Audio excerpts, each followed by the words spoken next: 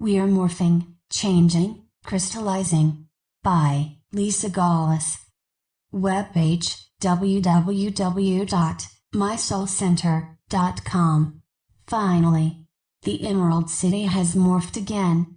I sat outside having a smoke before my first reading, praying, "Please let there be something to see and understand today." Just before I got up to go inside to call my lady, I got a glimpse of a single windshield wiper hanging downwards and wiping back and forth. Well, that has got to be a good sign. As I opened up my calendar to see who is calling who and where are we meeting, I got a glimpse of a structure that looked like it was made out of glass or something. I am feeling hopeful now. Sure enough, the Emerald City has morphed into a clear teepee structure. I thought it was glass, but no, it is a perfectly clear crystal. I assumed quartzite can be filled with assumptions, lol, crystal because of its clarity, nope.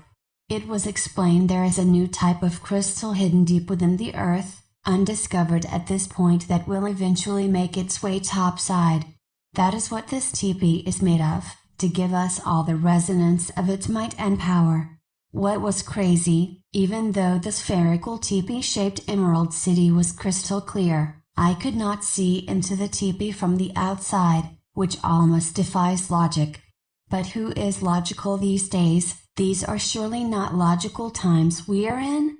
There was a door that was opened for my lady. She was standing at the threshold of this doorway with her right left lifted up and bent at the knee in a motion that would take her inside. That position was held until we fully understood its presentation. The right leg, her emotional spiritual path of life is going to be lifted higher than usual, with a much needed flexibility bent knee of movement. Suddenly I could hear all this applause taking place inside. When I shifted my vision from outside to inside, there should have been a sign that said, "Objects appear larger than they are." LOL. There was not a huge space inside, and although it was not crowded, it was full of light beings. The last 2 days of readings last week, it seemed like everyone was sprinkled all over the field, except in the Emerald City itself. It was going through one of many more to come mortifications, and we were some still are tidying up our lives, inside and out. There was such a feeling of celebration that she made her way back into the Emerald City. There was a main speaker, a tall, beautiful being of yellow gold light.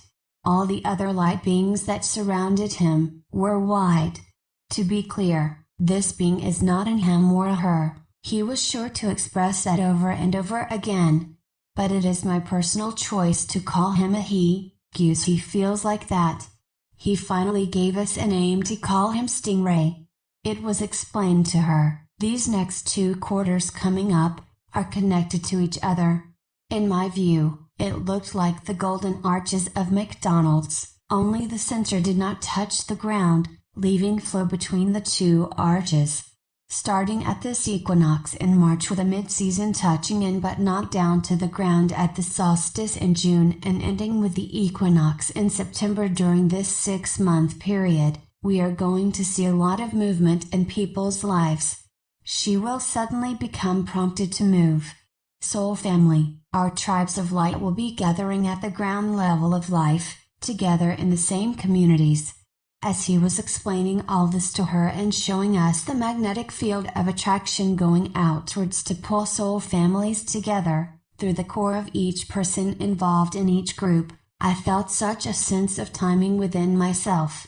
Just the night before, as I was talking to my oldest daughter, I told her, as soon as my teeth are finished, I am selling this trailer and moving to Mexico. Very particularly, around the Guadalupe area, between the zone of silence and the pyramids. It was the first time I said that out loud. Hell, I just came to that decision the evening prior, and the truth and the excitement of saying it out loud filled me just like it did when I finally made the decision to move to New Mexico. Listening to Stingray prepare my beautiful lady for what will be shifting around inside of her and why, I finally felt somewhat in my flow, oriented to a new, exciting direction. It was also explained to her, all those white beings of light, were people, her soul family, the ones that must make their choices as well, to move. Stingray assured her he is now with her 24/7 in her realm, at her side, for assistance. Her job right now is to attune to his being, caught first in the peripheral vision, and her job is to expand her vision to his vibrational field, so she can see him and talk to him freely. My second lady gave me understanding to the way I have been waking up this last week, especially yesterday. I felt like King Kong slept on top of my body all night. She was inside this crystal teepee surrounded by beings of light as well. But they felt different from my first lady. It was more like they were her medical team, for lack of a better description. Her body kept distorting itself, the way I had seen her. First she was short and as wide as she was tall, wearing a soft pink shirt with white cuffs and collar. Her team was behind her and I could see her back at the same time I was seeing her front. They had her back opened up where the lumbar spine meets the thoracic spine, and let me tell ya, I could see her spine and the vertebrae clearly. The one that was doing the work had some strange looking tool in his hand and was inside her spine and creating this light energy that slowly moved upwards. And it was as if each vertebra was a light switch. As this light moved past each vertebra, it flipped a switch on, increasing the energy and the light. When I looked at her from the front view again, instead of being short and squat, her body was now super long and thin, like a straw. This morning I kind of think of taffy, pulled out one way then pulled up another way. Our entire bodies, our entire fields are being stretched and morphed. Ouchies.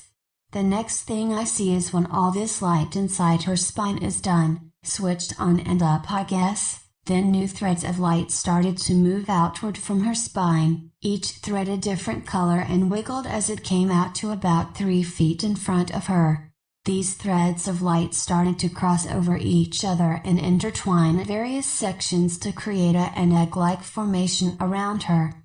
There are particular amplification sections that when she has a steady emotional feeling and thought, that activation point enlivens and draws near, or pushes away what she is feeling. I was so grateful when her team explained how this works. Because at the end of the day, we are still human with a very complex emotional system. In case no one noticed, I bitch a lot. Quickly and purposefully. I have got to release the debris that I know will not serve my higher desires. Keeping it in as if it is not there, does not work for me. It actually creates the opposite experience. Her team explained what they meant by held steady. We can easily use my current situation as an example. I want my new teeth. I want and desperately need my loan to go through now. Both intensely emotionally held in my heart and my mind. The day I found out that this community can block my already approved loan because they don't want a bank owning property here, pissed me right the fuck off. I did what I do, I vented on Facebook. I can't and won't keep that shit in. I am so not afraid to get pissed off, it's purposeful. We get confused in the community of light that thinks we must never get pissed or at the very least, never express it. Bullshit. Holding in the chaos is what eats away at us and our energy stream, our emotional output. Anger is there to simply show us, something's not right in the field, address the situation differently. This news was also the last straw that broke my hold on this property. I am ready to be done with it. Just for the record, it is day 3 since my wonderful loan guy tried to contact the attorneys for this place. They still have not reached out to him to tell him what he needs to do to get me funded. He calls every day and keeps me in the loop. I so love my loan guy. So it was explained to her, it is what is held steady in the field of emotion, of desire that is amplified. Not those fleeting moments when we are shaking things off our field. Phew. That was a relief for both of us. Seeing what was being done to her helped me understand how I woke up in the morning. My spine, not my back, The spine itself and my shoulder down my arms to the fingertips ached. I guess what arthritis would feel like. It not so much pain, just ached. This morning's primarily my wrists to my fingertips that still have this uncomfortableness in them. My reach for life. Yeah, it's a changing. We are changing, if we are allowing it to continue. Oh, and with my second lady, there was something that was not seen with my first lady, and this morning, I think I understand that windshield wiper more. It did remain in my first lady's reading at the top of the teepee. On the outside of my second lady's teepee, her outside field, it was raining crystal shards. At first glance it reminded me of long icicles. They were an easy foot long each, and raining down all around the exterior teepee thing.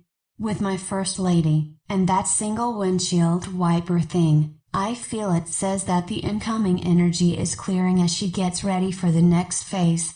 My third lady really took me by surprise. She was so different from these other two. Her entire field was on fire. I mean, massive flames so high and so deep I could not see through any of them. Behind the Emerald City area, there was a thinner trail of flames that led to this odd, large smoke cloud that I could not see into. What the hell? The first thing I thought of was the phoenix from last week or the week before. Sure enough, this was the same exact lady. I was excitedly shocked. Of course Spirit remembers your readings, I never do LOL. But unlike the first reading, there was no phoenix, instead these flames were all-encompassing. Last time, there was just a ring of fire around the Emerald City. And what the hell was that trail fire behind her placement in the Emerald City? Through our conversation, it became clearer and this morning, crystal clear. Life is going to send in irritants, purposely so. When we are in the fires of burning away our old life, all that got us to here, we also must recognize what fuels our fires of anger and cut it off at the source. In this reading, that cloud of fuel was her soon-to-be daughter-in-law's unpleasantries, and the demands coming from her to my lady.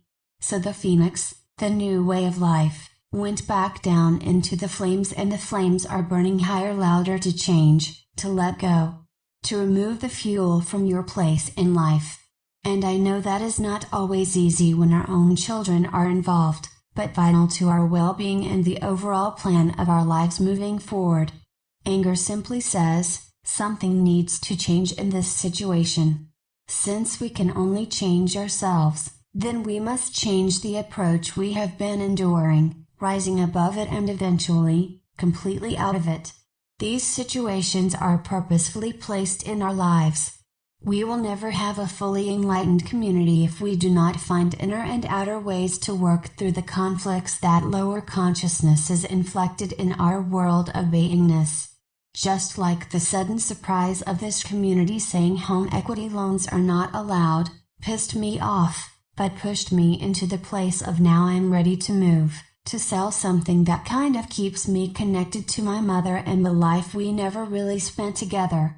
So I spent most of my afternoon kissing the two attorneys involved on their cheeks, and breathing into their heart an exceptional yes, so I can just get my teeth done and start the process of selling this place. My last lady cool shovel, she was out in the future somewhere, shoveling something that looked like fluff or nutter, but not sticky. Everything was pure white all around her, again marshmallow land. She had one of those old coal shovels. Spirit must really like those old coal shovels, they use that image a lot. I think it comes down to using old tools to create new ways of being. Not everything from our past is useless, LOL. So there she was, clearing a path moving towards present moment. Every shovel of white marshmallow-looking stuff she tossed to the side, solidified like a shiny plastic. I could see the waves that started to form on her left and right, solid white shiny plastic-looking something or another. Nothing was uniform and I did my best to give you a view humble as it may be. Waves. The waves were not uniform at all. And what was explained to her, This was the path and codes she has laid out as she moves to Central Point. Central Point was repeated 4 separate times, all in relationship to the moment of the equinox on the 20th. It was also explained that as she is making her way back to Central Point, time is equally moving towards her. I could actually see the long thin silver magnetic pole coming up from the earth to just below the area that is now the Emerald City, with this little disc-like thing on top of the pole. This disc looked like it was clear crystal with air bubbles inside and had this opal-like sheen to its outer surface, and going to scale of my vision was not much bigger than $50. That is Central Point. Nothing more was explained about that. Oh, and one thing I also understand this morning, around this teepee-looking field that only seems big enough inside to fit you and your current posse. We can look at it as a facet on a massive diamond that is reflecting you and what is coming up for you in the golden arches that will take us to September. I'm excited. Hope you are too. So much love and gratitude wrapped in massive bear hugs, to and through all. Lisa Gawlas, www.mysoulcenter.com